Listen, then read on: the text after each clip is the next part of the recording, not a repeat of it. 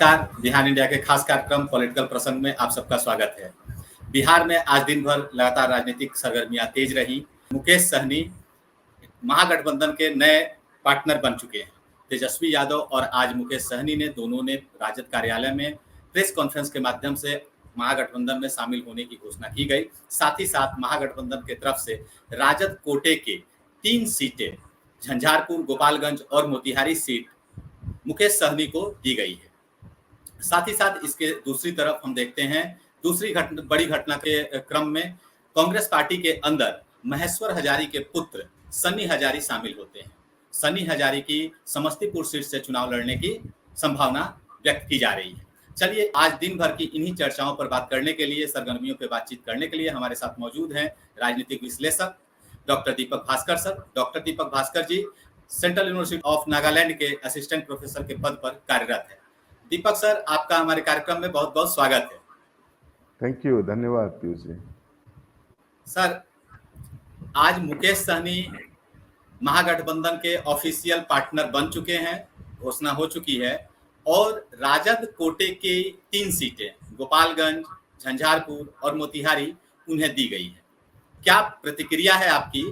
और मुकेश सहनी के महागठबंधन में शामिल होने से महागठबंधन की स्थिति कितनी बढ़ती हुई दिख रही है, मजबूत होती हुई दिख रही है, या इस पे क्या असर पड़ेगा?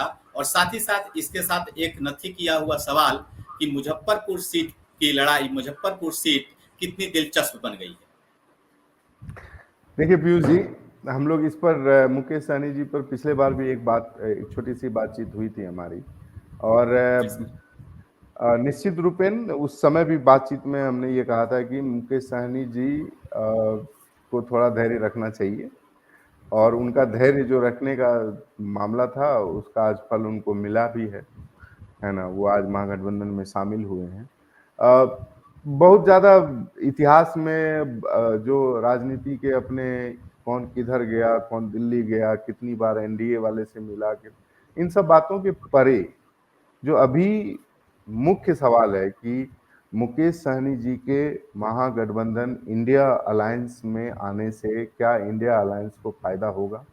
अगर इसका जवाब है तो इसका जवाब साफ है कि छोटा हो या बड़ा, है ना, सब लोगों के मिलने से ही जो है एक बड़ा कुनबा बनता है। मुकेश सहनी जी 3% वोट लाएंगे कि 5% वोट लाएंगे, वो फैक्टर इंपॉर्टेंट नहीं है। मुकेश सहनी जी बिहार की राजनीति में एक जो है एक चेहरा है, वो भी तो उनके आने से महागठबंधन को निश्चित रूप से फायदा ही होगा, इसमें कोई दो राय नहीं है। अगर वो मान लीजिए किसी कॉन्स्टिट्यूएंसी में 5000 वोट ही ले आते हैं, उनकी वजह से आ जाता है, तो वो फायदा है। और चुनावी राजनीति वैचारिक राजनीति से बहुत अलग होती है। चुनावी राजनीति सिंपल गणित होता है, और गणित जो है वो नंबर का खेल है। तो अगर 2000 वोट भी कोई आदमी आपको दिला दे तो वो उसकी महत्ता को आप नकार नहीं सकते, है ना। तो मुकेश सहनी जी 2000-5000 वोट वाले तो नहीं है। उनकी जाति का एक बड़ी जनसंख्या है। वो पहले तो वो मल्लाह का सन ऑफ मल्लाह के तौर पे अपने आप को जो है लाए राजनीति में, लेकिन उसके बाद वो अति पिछड़ा के कई जातियों का जो है, जो मल्लाह निषाद कम्युनिटी है, वो एक बड़ी कम्युनिटी है, उसको साथ में लेकर आने की बात करने लगे। तो संभावनाएं तो बिल्कुल जाहिर है कि उनको जो है मिलेगा, महागठबंधन को फायदा मिलेगा उससे। और महागठबंधन को जितना फायदा मुकेश सहनी जी से मिलेगा, मेरा मानना है कि मुकेश सहनी जी को महागठबंधन में आने से ज्यादा फायदा मिलेगा। वो इसलिए क्योंकि जब आप चुनाव लड़ते हैं, लगातार राजनीति में बने रहना भी अपने आप में एक बहुत बड़ा क्राइसिस है।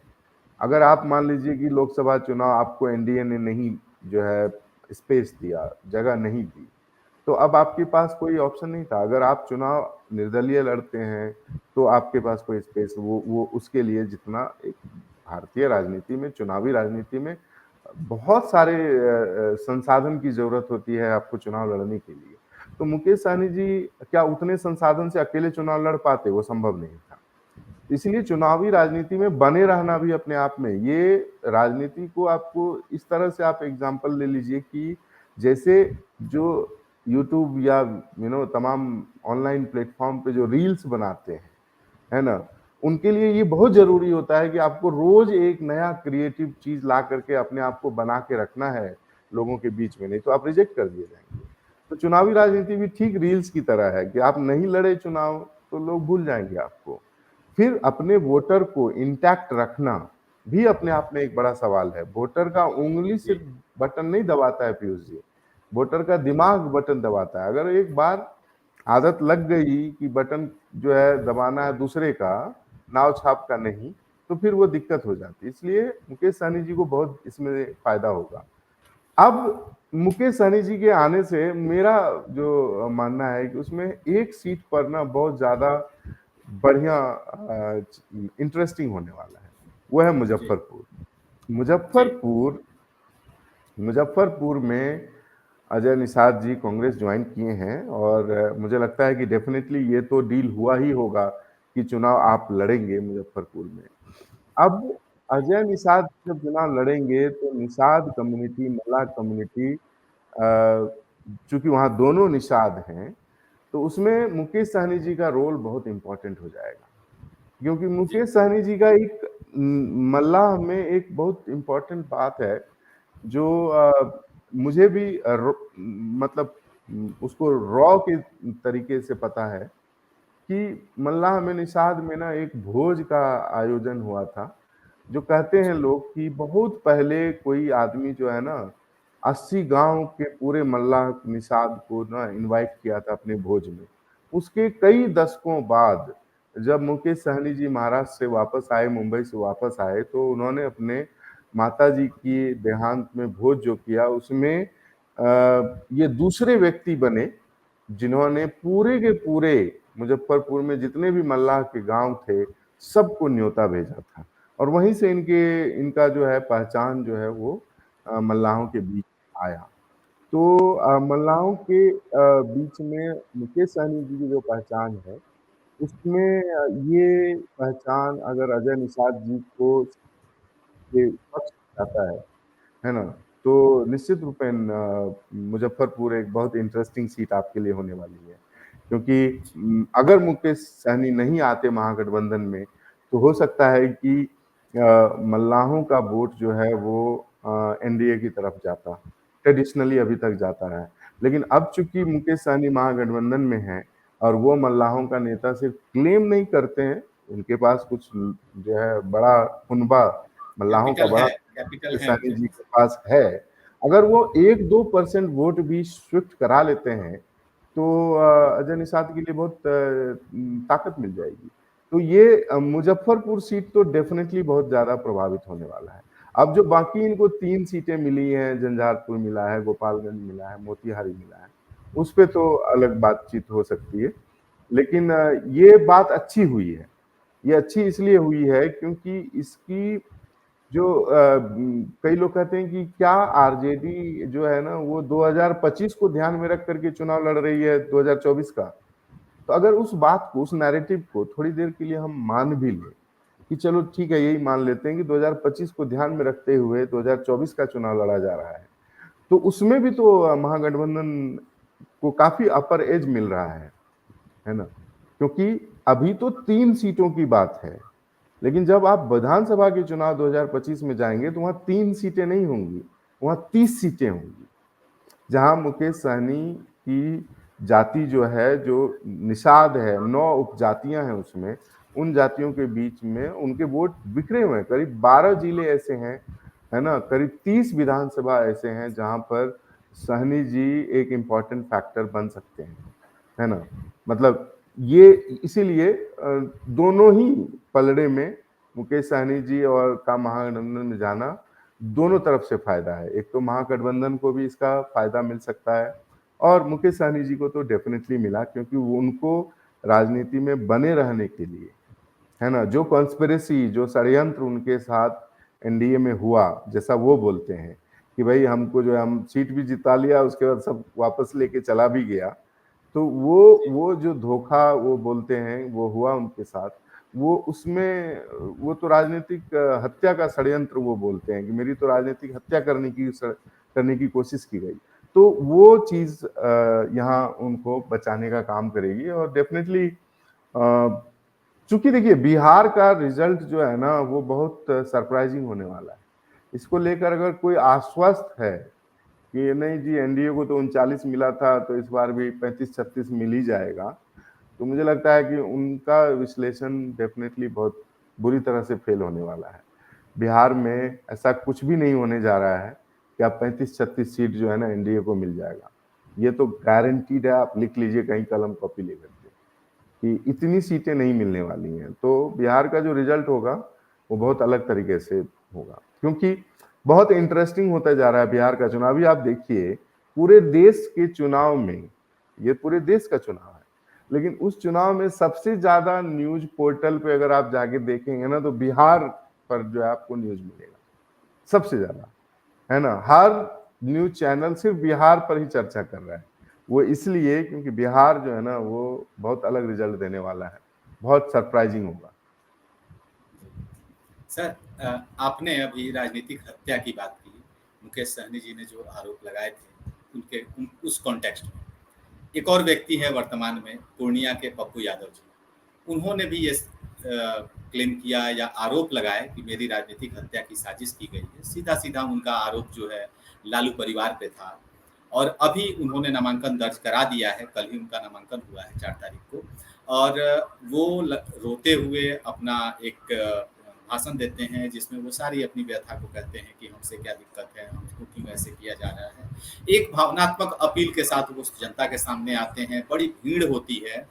और दूसरी तरफ हम देखते हैं कि एक दिन पहले बीमा भारती जी जो उनकी अपोजिशन में खड़ी हैं, महागठबंधन की कैंडिडेट है, उसमें तेजस्वी जी पहली बार किसी चुनावी सभा में बीमा भारती जी के साथ खड़े होते हैं। और तीसरी तरफ कांग्रेस की परिस्थिति देखिए, कांग्रेस के अंदर बड़ा कंफ्यूजन है। हमने 3 नेताओं से बातचीत की, हमारे पास 3 नेताओं के बयान हैं। एक नेता जो बिहार के कांग्रेस के अध्यक्ष हैं वो कहते हैं कि पप्पू यादव जी अगर चुनाव लड़ेंगे तो कार्रवाई होगी, जो अनुशासन है पार्टी का वो अनुशासन है। हमने दूसरी नेता से बात की, नाम न छापने के शर्त पे या नाम न उजागर करने के इस पे, उन्होंने कहा कि उन्होंने सदस्यता नहीं ली है। तो बड़ा कंफ्यूजन है बिहार कांग्रेस के अंदर में। मैं यही जानना चाहता हूं कि इस बदलती हुई परिस्थिति में आपने एक विश्लेषण किया था, लेकिन जिस तरीके से तेजस्वी जी को आना पड़ा उस नामांकन में, और जिस तरह से अभी 2-3 दिनों में एक सहानुभूति पप्पू यादव जी को मिलती हुई दिख रही है, इस कॉन्टेक्स्ट में क्या लग रहा है आपको? पूर्णिया का रिजल्ट किस ओर जा रहा है, या पूर्णिया में लड़ाई कितनी दिलचस्प होती जा रही है? पूर्णिया जो है ना वो हॉट सीट है ना पीयूष जी। वो भारत का एक सबसे हॉट सीट बन गया है, क्योंकि पप्पू यादव जी का जो इमेज है अपना, उन्होंने जो अपना पर्सनल इमेज क्रिएट किया है पटना के बाढ़ से लेकर के अभी तक में, उसमें उन्होंने एक रॉबिन हुड टाइप का इमेज क्रिएट किया है कि हम गरीबों का जो है ना, एकदम गरीब जनता में बड़ी पॉपुलैरिटी है पप्पू यादव जी की, इसमें कोई दो राय नहीं है। और हम लोग उनको अप्रिशिएट करते रहे हैं इस बात के लिए शुरू से ही कि भाई पटना के बाढ़ में जब को सब लोग, सुशील मोदी का अगर जी आज तो उस उन पे थोड़ा हमको बात करना उचित नहीं लगता है, उनकी तबीयत बहुत खराब है और वो कैंसर से पीड़ित हो गए हैं। यही है, मतलब जीवन का जो सच है उसको कौन ही नकार सकता है। लेकिन उस समय अगर आपको याद है, फोटो वायरल हो गया था, सुशील मोदी जी बाढ़ में जा रहे हैं हाफ पैंट पहन करके, है ना, घर से निकल के, मतलब पटना छोड़ के जा रहे हैं, और पप्पू यादव जी वहीं भर छाती पानी में जो है लोगों के पास पहुंच गए। तो वहां से उनका एक इमेज मेकओवर तो बहुत जबरदस्त हुआ। तो और वो लगातार जो है वो राष्ट्रीय चैनल्स, न्यूज मीडिया और सब जगह वो बने रहे। तो प्रासंगिकता जो है ना अपना वो दिखाते रहे कि मैं पप्पू यादव अभी भी है। अब पूर्णिया सीट पर जो पहले की स्थिति थी उस स्थिति में काफी बदलाव हो गया है। बदलाव इसलिए हो गया है क्योंकि पहले तो हमें लगता था कि शायद पप्पू जी इस बात पर कॉम्प्रोमाइज कर जाएंगे कि चलो ठीक है, हम इस बार नहीं अगली बार ही सही, लेकिन वो नहीं माने। तो वो चुनाव नॉमिनेशन भर चुके हैं, और चुनाव का जो उनका नॉमिनेशन का दिन है कल, वो बहुत इंटरेस्टिंग था मेरे लिए देखना कि काफी संख्या में लोग उनके समर्थन में आए। लेकिन ये देखिए, चुनाव के बारे में मैं बार-बार ये कहता हूँ, एक तो मैं चुनावी पंडित आदमी हूँ नहीं। मैं बहुत आइडियोलॉजिकल पॉलिटिक्स में विश्वास रखता हूँ और मेरी समझदारी थोड़ी सैद्धांतिक है। उसमें लेकिन फिर भी देखता हूँ जब, तो मुझे ये लगता है कि अ, अगर इस चुनाव पूर्णिया सीट को देखें तो अब वो सीट जो है ना, वो पप्पू यादव जी के पक्ष में तो दिखाई दे रहा है कि हो सकता है कि चुनाव पप्पू यादव जी के पक्ष में चला जाए, है ना? ये संभावना है।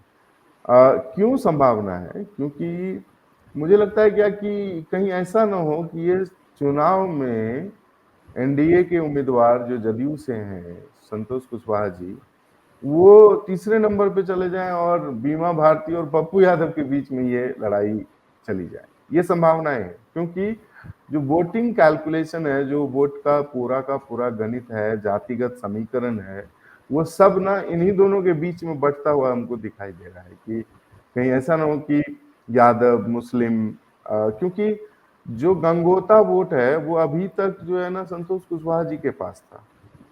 जी और क्या वो गंगोता वोट जो है वो संतोष कुशवाहा जी के पास रहेगा बीमा भारती के होने की वजह से? शायद नहीं, है ना?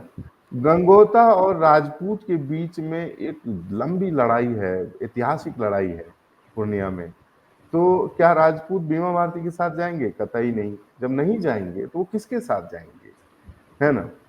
और चुनाव में वोट कैसे होता है? जनता उनको वोट देना शुरू कर देती है, उनकी तरफ झुकना शुरू कर देती है जिनका जीत का संभावना थोड़ा ज्यादा हो जाता है। और पप्पू यादव जी का स्ट्रैटेजिस्ट आदमी है, वो समर्थन दिखाने में कहीं पीछे नहीं हटे, है ना? वो जब नॉमिनेशन में वो पॉलिटिकल स्टंट उनका बहुत तगड़ा है, वो चुनाव में हर वो टूल्स यूज करेंगे जिस टूल से उनको चुनावी फायदा हो जाएगा। इमोशन, फीलिंग्स, है ना, भावनात्मक बातें, है ना, और हम हमारे साथ अन्याय हुआ है, छल हुआ है, तमाम चीजें। मैं इससे पहले भी एक बार आपसे बातचीत में कह चुका हूं कि त्याग का बड़ा वैल्यू है भारतीय समाज में, कि पप्पू यादव जी बड़ा त्यागी आदमी है।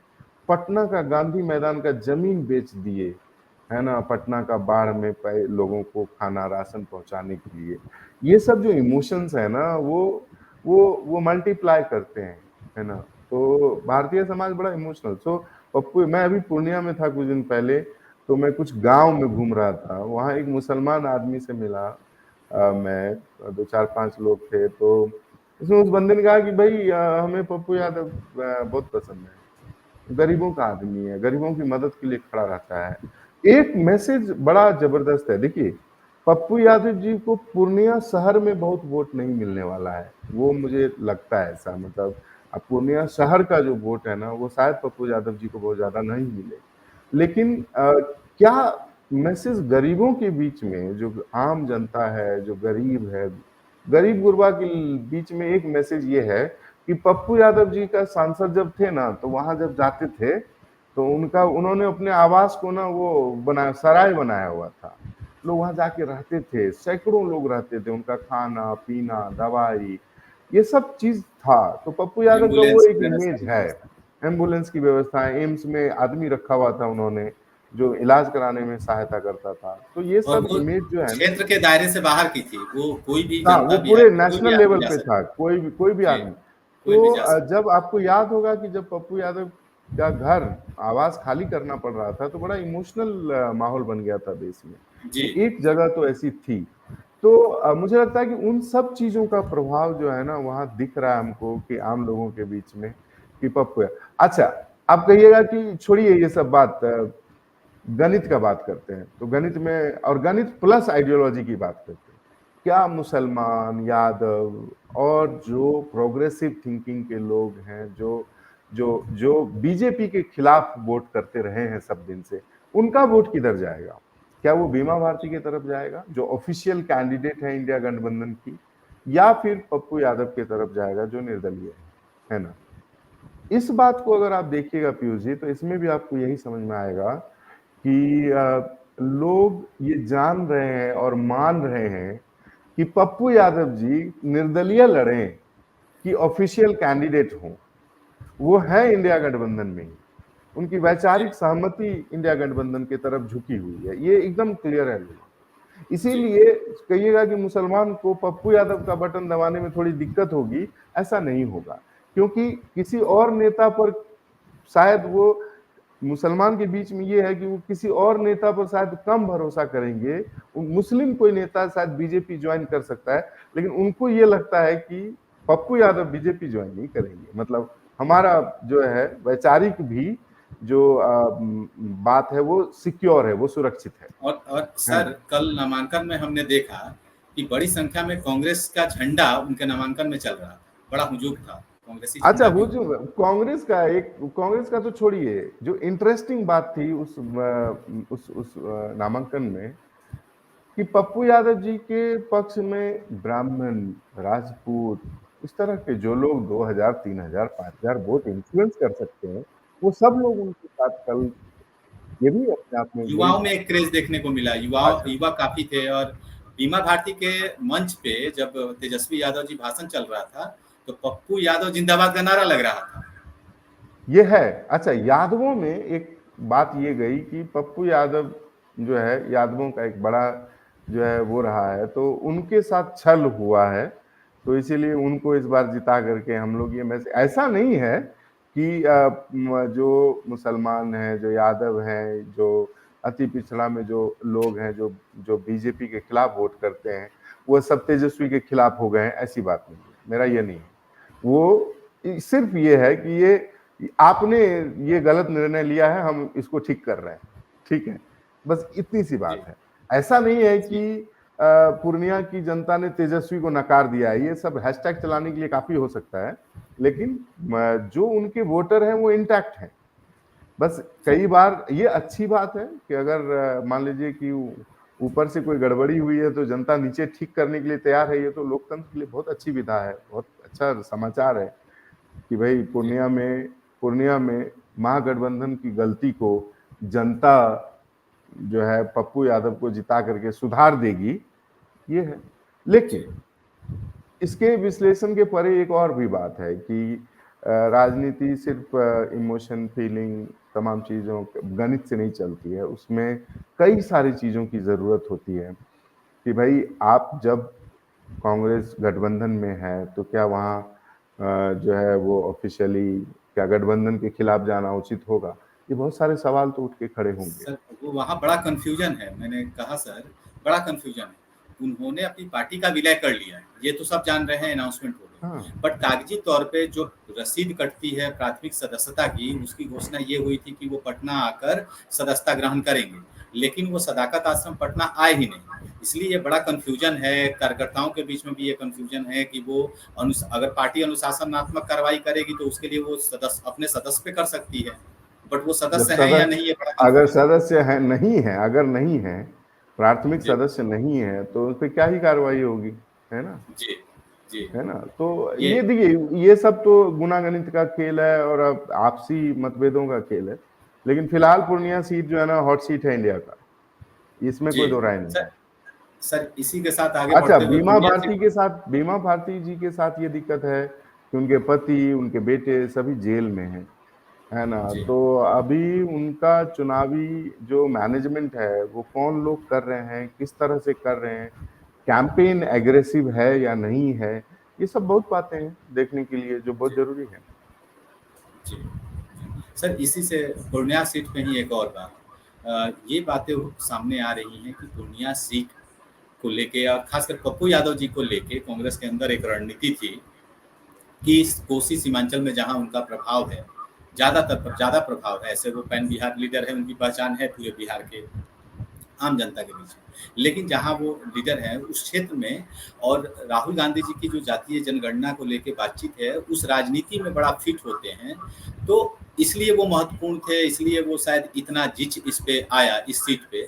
मैं ये जानना चाहूँगा कि अगर पप्पू यादव जी जीत जाते हैं और जैसा कि वो कह रहे हैं कि मैं कांग्रेस के झंडे में ही मरूंगा, ये उनका एक स्टेटमेंट आया था इस तरह का कि मैं कांग्रेस में हूँ, मुझे समर्थन प्राप्त है, तो कांग्रेस के लिए, ये कांग्रेस के दृष्टिकोण से ये किस तरह की सिचुएशन आप देखते हैं आगे आने वाले चुनाव में? देखिए, ऐसा है ना कि अगर पप्पू यादव जैसे लोग चुनाव मतलब कांग्रेस में आते हैं तो देखिए, मैं तो कहता हूँ पप्पू यादव क्यों, कोई छोटा से छोटा नेता भी कांग्रेस में अगर आज जुड़ता है बिहार में स्पेशली, तो कांग्रेस के लिए गेन है। क्योंकि जहां पर आप बहुत कमजोर स्थिति में हैं, वहां पर तो हर आदमी आपके लिए एसेट है। हर आदमी, एक छोटा आदमी भी, एक वार्ड सदस्य भी अगर कांग्रेस ज्वाइन करता है, एक मुखिया भी जो है ज्वाइन करता है, तो आप एसेट के तौर पर उसको देखिए। पप्पू यादव तो डेफिनेटली उससे बड़े हैं, इसमें कोई दो राय नहीं है। लेकिन अब इसमें क्या है ना कि अभी इसको दूसरी तरफ से अगर आप देखिए तो पप्पू यादव जी की एक समस्या है जो मुझे नजर आती है कि बहुत रिलायबल आदमी नहीं है, पॉलिटिकली रिलायबल नहीं लगता है मुझे कि वो संगठन वाला आदमी नहीं है ना। मतलब वो किसी संगठन में रह करके उसके डिसिप्लिन के अंदर में रह करके काम करेगा, ये थोड़ा हमको डाउट लगता है। क्योंकि वो आदमी ना, वो रॉबिन हुड का जो उन्होंने अपना बनाया कि मैं वो मुझे रॉबिन हुड एटीट्यूड बिल्कुल पसंद नहीं है व्यक्तिगत तौर पे। मुझे लगता है कि गरीबों की हेल्प करना मेरा काम नहीं है, सरकार का काम है ना। बाढ़ में राहत पहुंचाना सरकार का काम है। सरकारें फेल हो रही हैं तो हमें इस बात पर ज्यादा फोकस होना चाहिए। ये तो आप वॉकओवर दे रहे हैं ना सरकार को कि भाई सरकार फेल हो गई, कोई बात नहीं है ना, पीयूष जी हैं, पीयूष जी के घर से खाना आ जाएगा। तो ये जो स्थिति है ना, ये अपने आप में बहुत बुरी स्थिति है। इसीलिए ये दुनिया में रॉबिन हुड का जो पूरा कॉन्सेप्ट है ना, वो अपने आप में बहुत प्रॉब्लमेटिक मुझे लगता है सब दिन से। कि भाई जब आपने एक सरकार चुना है, उसको किस लिए चुना है? वो बाढ़ में अगर आपको खाना नहीं पहुंचा सकता है, राहत नहीं पहुंचा सकता है, तो किस लिए है? तो खैर ये एक अलग विषय है, मुद्दा अलग है। लेकिन मैं कह रहा हूं कि ये आदमी पप्पू यादव जी ना, वो कभी एक संगठन के अंदर रह करके काम कर पाएंगे, इसमें मुझे बहुत शंका है।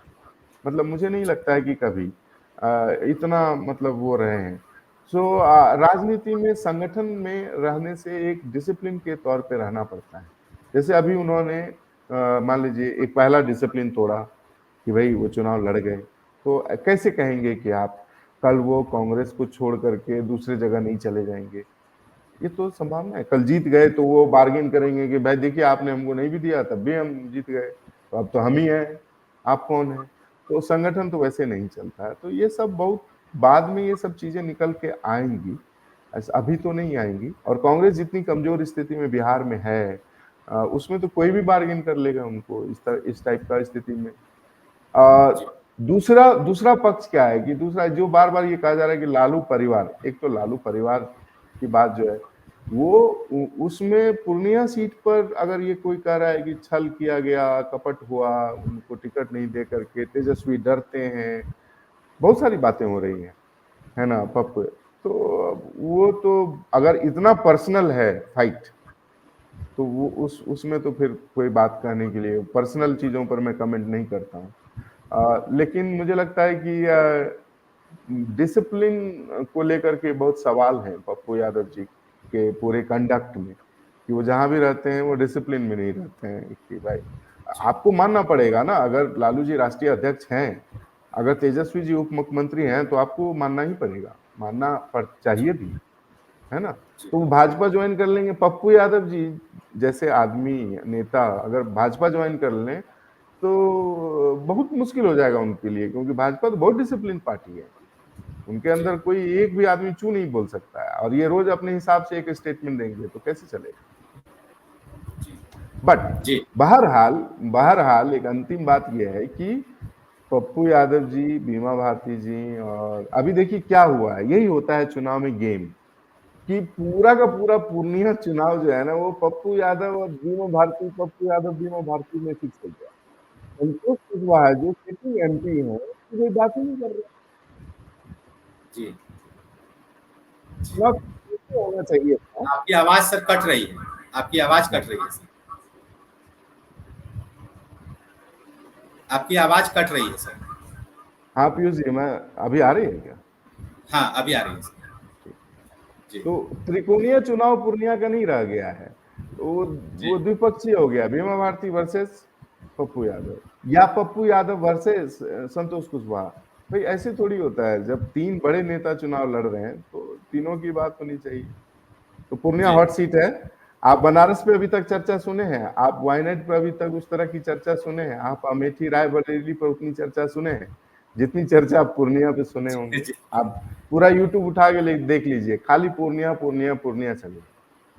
जी जी। अच्छा है ये मेरे लिए। तो मैं सीमांचल का व्यक्ति हूँ, इसलिए मैं तो इस बात को बहुत सेलिब्रेट करूंगा, क्योंकि जिस सीमांचल को हर तरीके से जो है ना नकार दिया गया, उसको पीछे रखा गया है ना, राष्ट्रीय राजनीति में तो कभी कोई चर्चा तक नहीं थी सीमांचल की।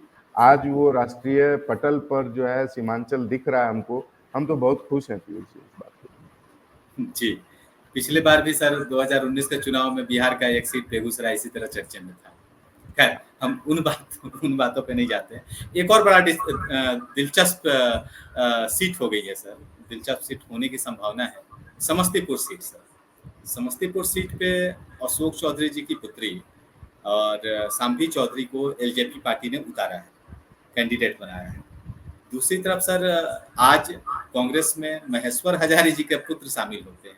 अब अटकलें ये लग रही है कि वो कांग्रेस को वो सीट गई है तो वो कांग्रेस के उम्मीदवार हो सकते हैं। अब ये एक तरफ एनडीए, एक तरफ इंडिया अलायंस, दोनों में उम्मीदवार जो है वो अलग अलग उम्मीदवार हैं, कांग्रेस के और एलजेपी के, लेकिन दोनों के पिता जो है जेडीयू के मंत्री।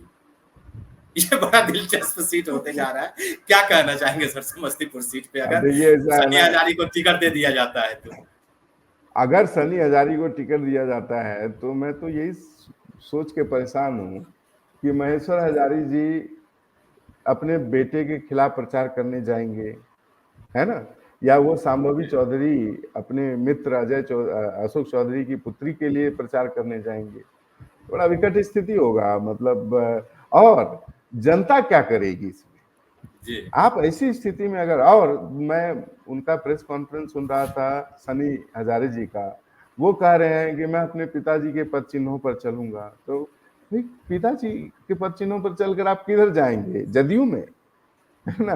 तो हमें तो नहीं लगता है कि कांग्रेस शायद ये रिस्क लेगी। अब अगर ले तो बहुत बढ़िया बात है, लेकिन ये बहुत जनता के लिए बहुत विकट स्थिति है कि किधर वोट दें। अगर आप इंडिया अलायंस को वोट देते हैं तब भी वो जदयू में जाता है, और एनडीए को वोट देते हैं तब भी वो जदयू में जाता है। तो दोनों मंत्री की बेटियां हैं। एक तो मेरा ये भी वो है कि मतलब क्या हो गया, कितना परिवारवाद पे कितना भाषण हुआ, कितना सवाल हुआ, और अंत में सब जगह पूरे बिहार में, है ना, कम से कम लगता है 50% सीट ऐसा है, 50%, 20 सीटें ऐसी हैं सर, जिसमें प्रथम चरण की 4 सीटें, चारों सीटें जो है चारों जगह परिवारवाद के आरोप परिवारवाद। हैं। एनडीए तो के, एनडीए के मतलब ये जो कितना विरोधी बड़ा, हैं सब। पीयूष जी ये कितना बड़ा, मतलब ये दुर्भाग्य है। इसको तो मैं दुर्भाग्य ही कहूँगा। अब तो देखिए हम, जनता पर ही है कि जनता निर्णय करेगी कि क्या होगा, लेकिन ये बहुत बड़ा सवाल है भारतीय राजनीति में। ये सवाल क्या सिर्फ उस चीज के लिए है कि आप कितना बात करते हैं इस पर? हमें तो लगता है कि दोनों कैंडिडेट के बदले में जनता को तीसरा कैंडिडेट चुनना चाहिए कि भाई हम नहीं चुनते तुमको। अगर जनता मालिक है, जनता निर्णय करती है कि इस देश का भविष्य क्या होगा, उसके राजनीति के क्या क्या आयाम होंगे, तो उनको तो बहुत मुश्किल है। तो अब ये इस तरह का फन जो है ना हर जगह मिलता है, हर हर चुनाव में मिलता है कि बाप बेटा दोनों चुनाव लड़ गए हैं। यहाँ तो बाप दूसरी पार्टी में है, बेटा दूसरी पार्टी में है। खैर मैं राजनीतिक तौर पे ये बिल्कुल कहने के लिए तैयार हूँ कि हर आदमी को व्यक्तिगत अधिकार है कि वो अपने वैचारिक समझ पैदा करे और उसको चुने। जरूरी नहीं है कि आपके पिताजी भाजपा में तो आप भी भाजपा ज्वाइन करें, ये बिल्कुल आवश्यक नहीं है ना? तो जी वो है, लेकिन लेकिन अब यही है कि अगर महेश्वर हजारे जी शांभवी चौधरी के लिए प्रचार करने जाते हैं तो बहुत अच्छी बात है। देखते जी, हैं। पहले तो ये है कि अभी उनको टिकट मिलेगा कि नहीं मिलेगा, ये भी है। मिलेगा या नहीं। बीके रवि जो पूर्व डीजीपी हैं तमिलनाडु से, कांग्रेस शामिल में हुए थे और उन पे भी चर्चा है। उनको ज्यादा, जो पहले तक हमारी, जब तक ये शामिल नहीं हुए थे कांग्रेस में, तब तक यही चर्चा थी कि उनके खाते में ये सीट जा रही है, लेकिन मुझे खाते नहीं में लगता है कि कांग्रेस कांग्रेस इतना बड़ा रिस्क लेगी, क्योंकि ये बहुत विकट स्थिति में जनता फंस जाएगी, है जी ना? और देखिए क्या होता है। जी। सर इन बातों के अलावा आज जो तेजस्वी यादव जी की जो प्रेस कॉन्फ्रेंस हुई जहां मुकेश सहनी महागठबंधन में शामिल हुए, वो घोषणा हुई, उसी घोषणा के क्रम में तेजस्वी यादव जी ने एक बड़ी बात कही।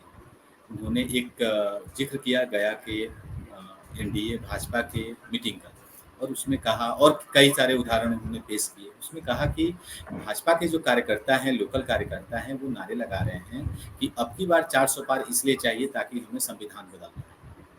मैं सर आपको, ये बड़ा गंभीर सवाल है।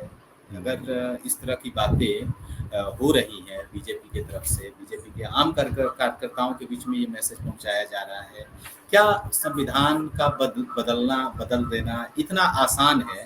या यूं कहें कि भाजपा के कार्यकर्ता इसको ऐसे क्यों कह रहे हैं, क्या है इसके पीछे?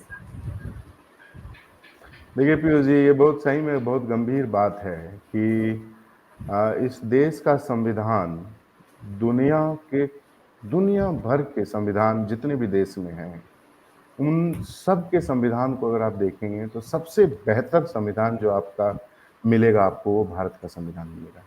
मैं राजनीति शास्त्र और संविधान को पढ़ने वाला छात्र के तौर पे बोल रहा हूँ, मैं शिक्षक के तौर पे नहीं बोल रहा हूँ।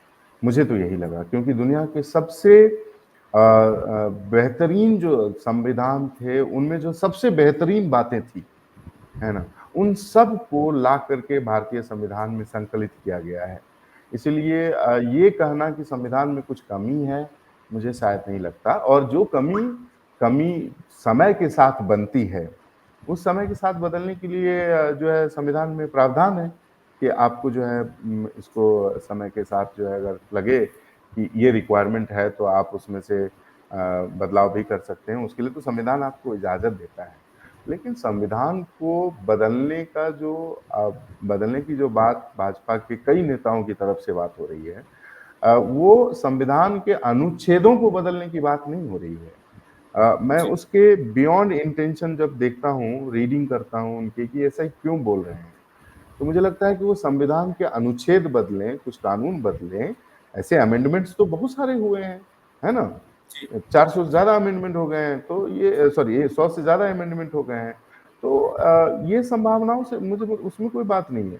लेकिन उनका जो बैक ऑफ द माइंड, पीछे जो दिमाग के पीछे, शब्दों के पीछे जो बात है, वो ये है कि संविधान को ही बदल देना है ना? हम एक नया ही संविधान बना लेंगे, जैसे हमने एक नई संसद बना ली है ना? हम एक नया भारत बनाने जा रहे हैं, तो नए भारत का एक नया संविधान होना चाहिए। तो इस बात में मुझे 2 बातें कहनी कि क्या है दिक्कत संविधान में जिसको आप बदलने की बात कर रहे हैं?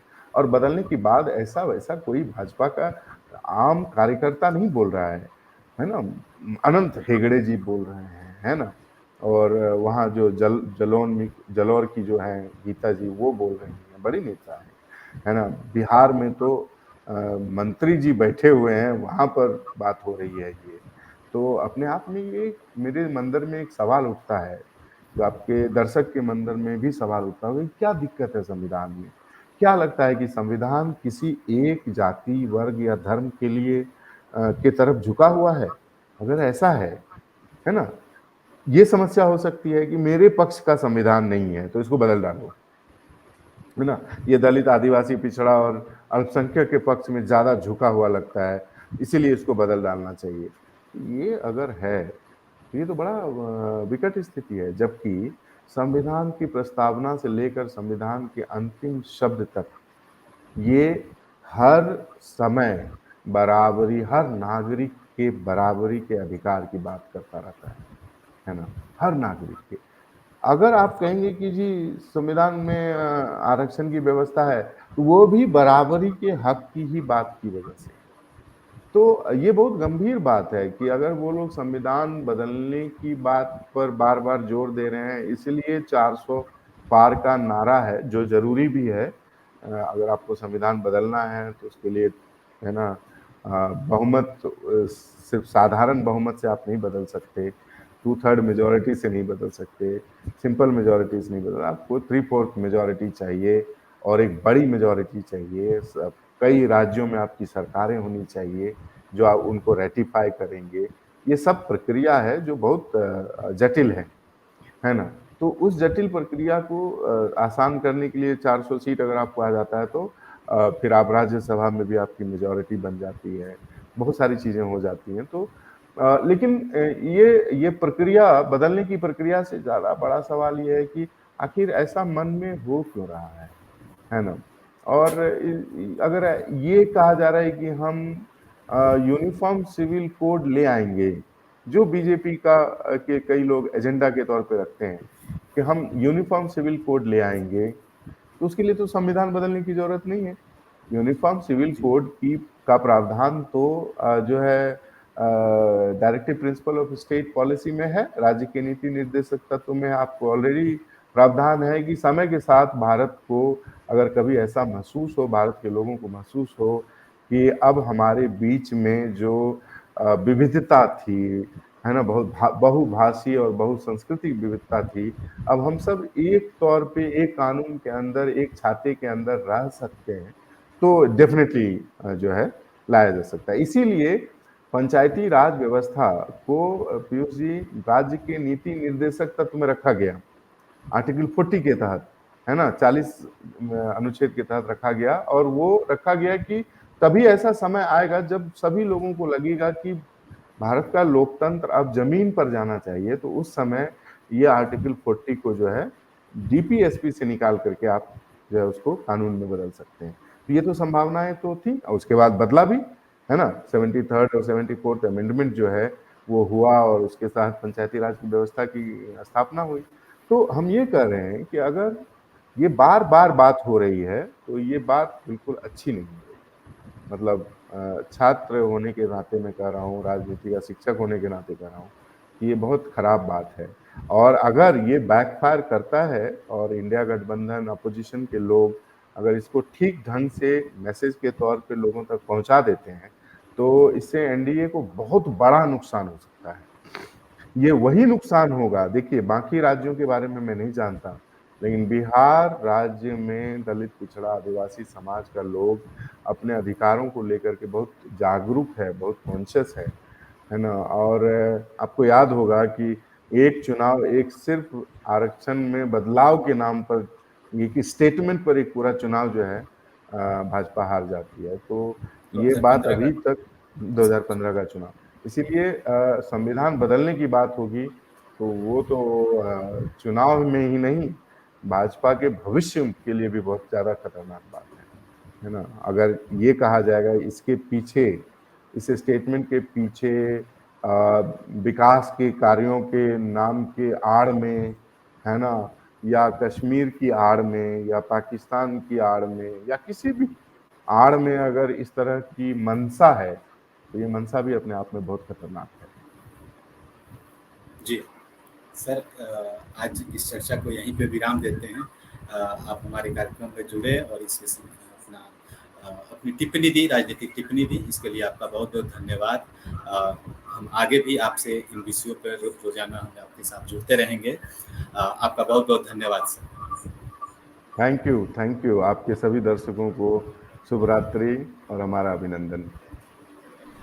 अगर आपको हमारा वीडियो पसंद आया हो तो बिहार इंडिया के चैनल को लाइक कीजिए, सब्सक्राइब कीजिए और अपने परिवार और अपने दोस्तों के साथ शेयर करना ना भूलें। साथ ही हमारा बेल आइकन भी जरूर दबाएं और हमारा चैनल ट्विटर, फेसबुक और यूट्यूब पे है, तो तीनों जगह अपना सपोर्ट जरूर दिखाएं।